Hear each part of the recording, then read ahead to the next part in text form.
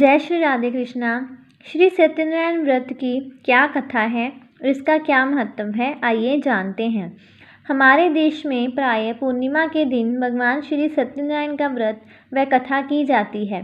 वैसे श्री सत्यनारायण व्रत किसी भी दिन किया जा सकता है। व्रत वाले दिन प्रातःकाल स्नान आदि से निर्व्रत होकर व्रत का संकल्प लेकर दिन भर निराहार रहकर विष्णु भगवान का ध्यान और गुणगान करना चाहिए। सायंकाल स्नान करके पूजन की तैयारी करें। केले के पत्तों और आम के पत्तों के विंदनवारों से एक सुंदर मंडप बनाकर एक चौकी पर भगवान सत्यनारायण की प्रतिमा की स्थापना करें। उसके पास ही कलश, गणेश जी और नवग्रह भी स्थापित करें और पूजन करें।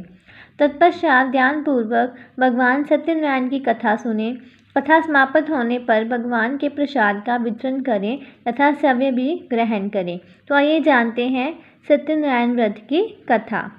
एक बार नैमिषारण्य में तपस्या करते हुए शौनकादि ऋषियों ने सूत जी से पूछा, जिसके करने से मनुष्य वनवासित फल प्राप्त कर सकता है, ऐसा व्रत कौन सा है।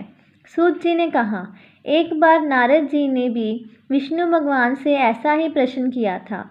तब विष्णु भगवान ने उनके सामने जिस व्रत का वर्णन किया था वही मैं आपसे कहता हूँ। प्राचीन काल में काशीपुरी में एक और निर्धन और दरिद्र ब्राह्मण रहता था। वह भूख प्यास से व्याकुल हो यहाँ वहाँ भटकता फिरता था। एक दिन उसकी दशा से व्यथित होकर विष्णु भगवान ने वृद्ध ब्राह्मण के रूप में प्रकट होकर ब्राह्मण को सत्यनारायण व्रत का विस्तार पूर्वक विधान बताया और अंतर्ध्यान हो गए। ब्राह्मण अपने मन में श्री सत्यनारायण व्रत करने का निश्चय करके घर लौट आया और इसी चिंता में उसे रात भर नींद नहीं आई। सवेरा होते ही वह सत्यनारायण के व्रत का संकल्प करके भिक्षा मांगने के लिए चल दिया। उस दिन उसे अलग परिश्रम से बहुत अधिक धन धान्य भिक्षा में प्राप्त हुआ। सायंकाल घर पहुंचकर उसने बड़ी श्रद्धा के साथ श्री सत्यनारायण भगवान का विधि पूर्वक पूजन किया। भगवान सत्यदेव की कृपा से वह थोड़े ही दिनों में धनवान हो गया। वह जब तक जीवित रहा तब तक हर मास श्री सत्यनारायण का व्रत और पूजन करता रहा। देह छोड़ने के बाद वह विष्णु लोक को गया। सूत जी पुण्य बोले कि एक दिन वह ब्राह्मण अपने बंधु बांधवों के साथ बैठा ध्यान मगन हो श्री सत्यदेव की कथा सुन रहा था। तभी भूख प्यास से व्याकुल एक लकड़हारा वहां जा पहुंचा। वह भी भूख प्यास भूलकर कथा सुनने बैठ गया। कथा की समाप्ति पर उसने प्रसाद ग्रहण किया और जल पिया। फिर उसने ब्राह्मण से इस कथा के बारे में पूछा तो उसने बताया, ये सत्यनारायण भगवान का व्रत है जो मनवांछित फल देने वाला है। पहले मैं बहुत दरिद्र था, इस व्रत के प्रभाव से ही मुझे ये सब वैभव प्राप्त हुआ है। यह सुनकर लकड़हारा बहुत प्रसन्न हुआ और मन ही मन श्री सत्यनारायण के व्रत और पूजन का निश्चय करता हुआ लकड़ी बेचने के लिए बाजार की ओर चल पड़ा। उस दिन लकड़हारे को लकड़ियों का दुगना दाम मिला। उन्हीं पैसों से उसने केले, दूध, दही आदि पूजन की सारी सामग्री खरीद ली और घर चला गया। घर पहुंचकर उसने कुटुंबियों और पड़ोसियों को बुलाकर विधि पूर्वक भगवान श्री सत्यनारायण का पूजन किया। भगवान सत्यनारायण की कृपा से वह थोड़े ही दिनों में संपन्न हो गया। सूत जी ने फिर कहा, प्राचीन काल में उल्कामुख नाम का राजा हुआ था। वह और उसकी रानी दोनों बड़े धर्मनिष्ठ थे। एक समय राजा रानी भद्रशिला नदी के किनारे श्री सत्यनारायण भगवान की कथा सुन रहे थे कि एक बनिया वहां पर पहुंच गया। उसने रत्नों से भरी अपनी नौका को किनारे पर लगा दिया और पूजन सतन पर पहुंच गया। वहां का चमत्कार देख उसने राजा से इसके बारे में पूछा। राजा ने बताया, हम विष्णु भगवान का पूजन कर रहे हैं। ये व्रत सभी मनोकामनाएं पूर्ण करने वाला है। राजा के वचन सुन और प्रसाद पा बनिया अपने घर चल आया। घर पहुंचकर उसने अपनी पत्नी से व्रत का वृत्तांत कहा और संकल्प किया, मैं भी संतान होने पर यह व्रत करूंगा। उसकी पत्नी का नाम लीलावती था। सत्यदेव की कृपा से वह कुछ ही दिनों बाद गर्भवती हो गई और 10 महीने पूरे होने पर उसने एक कन्या को जन्म दिया। कन्या का नाम कलावती रखा गया और वह चंद्रमा की कलाओं के समान धीरे धीरे बढ़ने लगी। एक दिन अवसर पाकर लीलावती ने अपने पति को सत्यदेव का व्रत करने की बात याद दिलाई तो उसने कहा, मैं ये व्रत कन्या के विवाह के समय करूँगा। यह कहकर बनिया अपने कारोबार में लग गया। जब कन्या विवाह के योग्य हो गई तो उसने दूतों द्वारा खोज कराकर कंचनपुर नगर के बनिए के सुंदर, सुशील और गुणवान लड़के के साथ उसका विवाह कर दिया। फिर भी बनिए ने सत्यनारायण का व्रत नहीं किया। इससे श्री सत्यनारायण भगवान अप्रसन्न हो गए। कुछ ही दिनों बाद बनिया अपने दामाद को साथ लेकर समुद्र के किनारे रतनसारपुर में व्यापार करने लगा। एक दिन रतनसारपुर के राजा चंद्रकेतु के खजाने से चोरों ने बहुत सा धन चुरा लिया। राजा के सिपाही चोरों का पीछा कर रहे थे। चोरों ने जब देखा कि सिपाहियों से बचना कठिन है तो उन्होंने राजकोष से चुराए हुए तमाम धन को एक जगह फेंक दिया और स्वयं भाग गए। वही बनिए का डेरा था। सिपाही चोरों को ढूंढते हुए उसी जगह पहुंच गए और उन्होंने दोनों बनियों को चोर समझकर पकड़ लिया। राजा ने दोनों बनियों को जेल में डालने का आदेश दिया और उनका सारा धन कोष में जमा कर दिया।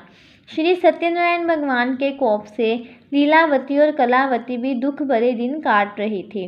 एक दिन कलावती भूख प्यास से व्याकुल होकर एक मंदिर में चली गई। वहाँ श्री सत्यनारायण की कथा हो रही थी। वहाँ बैठकर उसने कथा सुनी और प्रसाद लेकर रात होने पर घर पहुँची। माता ने देरी का कारण पूछा तो उसने सब बात कह दी। उसकी बात सुनकर लीलावती को अपने पति की भूल की बात याद आ गई और उसने श्री सत्यदेव के व्रत का निश्चय किया। उसने अपने बंधु बांधवों को बुलाकर श्रद्धापूर्वक कथा सुनी और विनम्र भाव से आर्त होकर प्रार्थना की। मेरे पति ने संकल्प करके भी जो आपका व्रत नहीं किया उसी से आप अप्रसन्न हुए थे। अब कृपा करके उनका अपराध क्षमा करें। लीलावती की प्रार्थना से श्री सत्यदेव प्रसन्न हो गए। उसी रात्रि में श्री सत्यदेव ने राजा चंद्रकेतु को स्वप्न में दर्शन देकर कहा, प्रातःकाल होते ही दोनों बनियों को जेल से छोड़ दो और उनका धन उन्हें लौटा दो, वरना पुत्र पौत्र समेत तुम्हारा राज्य नष्ट हो जाएगा। इतना कहकर भगवान सत्यदेव अंतर्ध्यान हो गए। राजा ने सवेरा होते ही दोनों बनियों की मुक्ति का आदेश दिया, साथ ही उनका धन उन्हें लौटा दिया और सम्मानपूर्वक उन्हें विदा किया। दोनों बनिए आनंदित हो अपनी नौका लेकर घर की ओर चल पड़े। तभी श्री सत्यनारायण भगवान सन्यासी के वेश में उसके समीप आए और बोले, तुम्हारी नौका में क्या है? बनिए ने हंसते हुए उत्तर दिया, नौका में पत्तों के सिवाय और कुछ भी नहीं है। ये सुनकर सन्यासी ने कहा, तुम्हारा वचन सत्य हो। स्वामी के चले जाने पर बनिए ने देखा कि नौका हल्की होकर ऊपर को उठ रही है। उसे बड़ा कौतूहल हुआ और ये देखकर कि नौका में तो सचमुच ही पत्ते भरे हैं, वह बेहोश होकर गिर पड़ा। किंतु दामाद ने कहा, इस प्रकार घबराने से काम ना चलेगा। ये सब उन्हीं स्वामी की करामात है। चलकर उनसे प्रार्थना की जाए तो फिर वैसा ही हो जाएगा। दामाद की बात सुनकर बनिया स्वामी के पास पहुंचकर उनके चरणों में गिर पड़ा और बार बार उनसे क्षमा मांगने लगा। उसकी विनती प्रार्थना से भगवान ने प्रसन्न होकर उसे इच्छित वरदान दिया और अंतर्ध्यान हो गए। बनियों ने नाव के पास जाकर देखा तो वह धन रत्नों से भरपूर थी। तब उन्होंने वहीं श्री सत्यनारायण भगवान का पूजन किया और कथा सुनी, फिर घर की ओर चल दिए। अपने नगर के समीप पहुंचकर बनिए ने लीलावती के पास अपने आने का समाचार भेजा। लीलावती उस समय श्री सत्यनारायण की कथा सुन रही थी। उसने अपनी पुत्री कलावती से कहा, तुम्हारे पति और पिता आ गए हैं, मैं उनके स्वागत के लिए चलती हूँ। तुम भी प्रसाद लेकर शीघ्र ही नदी तट पर पहुँच जाना। कलावती प्रसन्नता के कारण इतनी विमुग्ध हो गई कि वह कथा का प्रसाद लेना भूल गई और तुरंत ही नदी के तट की ओर दौड़ पड़ी। वह ज्यों ही नदी के किनारे पहुंची, त्यों ही उसके पति समेत नौका जल में डूब गई। ये देख बनिया हाहाकार करके छाती पीटने लगा। लीलावती भी दामाद के शोक में विलाप करने लगी और कलावती अपने पति के खड़ाऊ लेकर सती होने का उद्यत हुई। तभी आकाशवाणी हुई, हे वाणिक, तेरी कन्या सत्यनारायण के प्रसाद का निरादर करके पति से मिलने के लिए आतुर होकर दौड़ी आई है। यदि वह प्रसाद लेकर फिर आए तो उसका पति जी उठेगा। ये सुनकर कलावती घर की ओर दौड़ गई और श्री सत्यनारायण भगवान का प्रसाद लेकर नदी के किनारे आई तो देखा कि उसके पति समेत नौका जल पर तैर रही है। ये देख बनिया भी प्रसन्न हो गया और अपने घर पहुंच गया। वह जब तक जीवित रहा तब तक श्री सत्यनारायण भगवान का व्रत करता तथा श्रद्धापूर्वक कथा सुनता रहा। उसके पश्चात सूत जी बोले, एक समय तुंगध्वज राजा शिकार खेलने के लिए वन में गया हुआ था। वहां उसने देखा कि एक वट वृक्ष के नीचे बहुत से गोप ग्वाल एकत्रित होकर सत्यनारायण की कथा सुन रहे हैं। राजा ने ना तो सत्यनारायण को नमस्कार किया और ना पूजन स्थल के पास ही गया। गोपगण राजा को देखकर स्वयं प्रसाद लेकर उसके पास आए और प्रसाद राजा के सामने रख दिया। राजा ने प्रसाद की कुछ परवाह न की और महल की ओर चल गया। राजद्वार पर पहुंचते ही राजा को मालूम हुआ कि उसके पुत्र पौत्र और धन संपत्ति सब नष्ट हो गए हैं। उसे वन की घटना स्मरण हो आई और उसने विचार किया, श्री सत्यदेव के प्रसाद का निरादर करने के कारण ही मुझे यह दुख प्राप्त हुआ है। ये सोचकर राजा पुण्य वन में दौड़ गया और सब गोप ग्वालों के साथ मिलकर श्रद्धा और भक्ति के साथ श्री सत्यदेव का पूजन करके प्रसाद ग्रहण किया। इसके बाद वह घर पर लौट आया तो उसके मृत पुत्र पुत्रादि भी जी उठे और नष्ट हुई संपत्ति भी ज्यों की त्यों हो गई। तब से राजा जीवन भर समय समय पर श्री सत्यदेव का व्रत और पूजन करता रहा। तो ये थी भगवान श्री सत्यदेव की कथा। चैनल को सब्सक्राइब और वीडियो को लाइक ज़रूर करें। जय श्री राधे कृष्णा।